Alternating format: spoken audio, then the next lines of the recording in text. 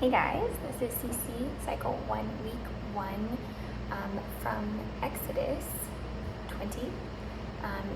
And it's going to go from verse 1 to the first part of verse 2. The words are, Then God spoke all these words, I am the Lord your God. So we're going to start with the sign for God, just B hand shape.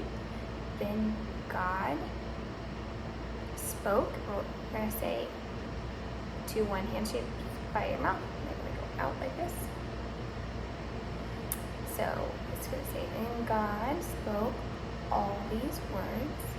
And you're going to take your dominant hand and point to yourself, and then point up with your non-dominant hand.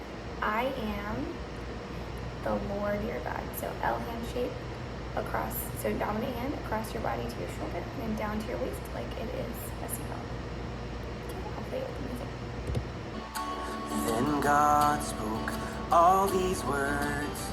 I am the Lord your God who brought you out. That's week 1.